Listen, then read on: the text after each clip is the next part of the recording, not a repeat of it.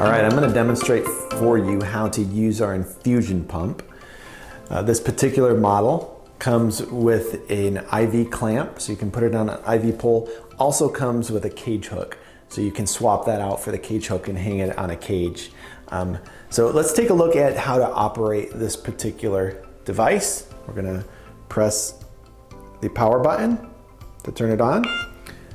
It will power up. It'll let us know there's no power cord connected right now. It's running on battery power. So if you want to operate it on battery power, you can do that. If you want to use a power cord, you can do that as long as you have enough battery, which we do right now. We're going to hit the check mark. Now to run this, there's a few things that we need to set, but first we're going to look at the menu. So we're going to press the menu button here. We have 6 different areas: mode, settings, general, patient, records, and system.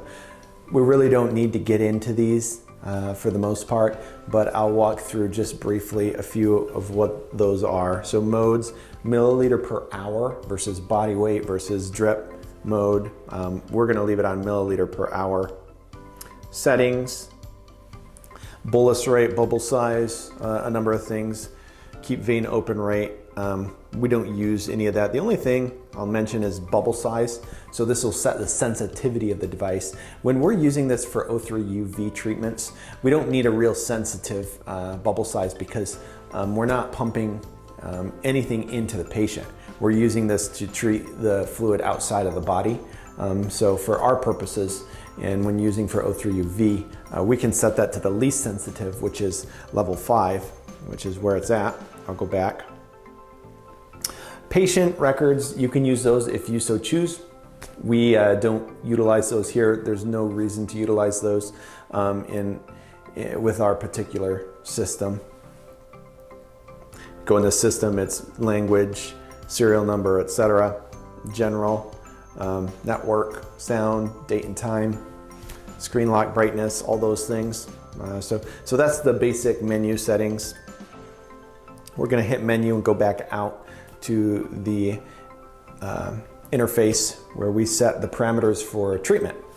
So the first thing we're going to do is hit volume to be infused, and that's in milliliters. Let's say we're treating a 50-pound dog.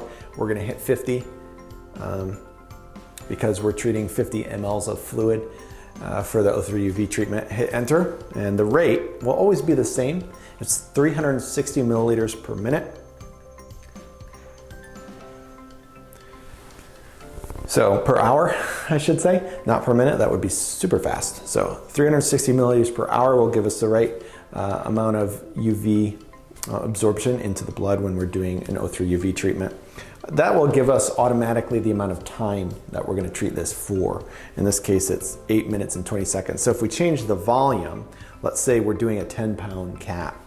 Now, if we're doing a 10-pound cat, the protocol, we're going to have a minimum of about 20 mLs that we can do for this particular treatment, O3UV treatment. So I'm actually going to go back and I'm going to set it at 20. Hit enter. That'll give us 3 minutes and 20 seconds to do this. Now, before I start this process, I need to put the line in. If I try to start the process, it's going to tell me, hey, you need to put the IV line in correctly. So we're gonna go ahead and open the door here. You're going to have the fluid going from top to bottom. That's the direction it will be pumped. So you wanna make sure when you put your line in that you put it in correctly so that you're pumping the right direction. So for our purposes, we're gonna take the line here and we're going to just press it right in. Oh, one other thing, this is a little clamp. We need to pull that back first so that we can insert our line into here. And then we're just going to push it into place, make sure it's seated properly, and then it's not going to get pinched from top or bottom.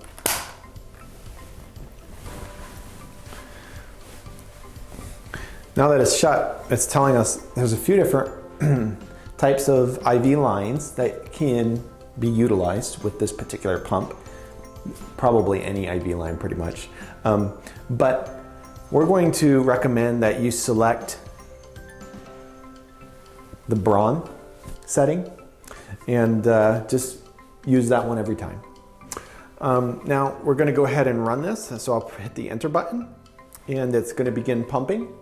You'll notice here in the bag that you see drips coming down through.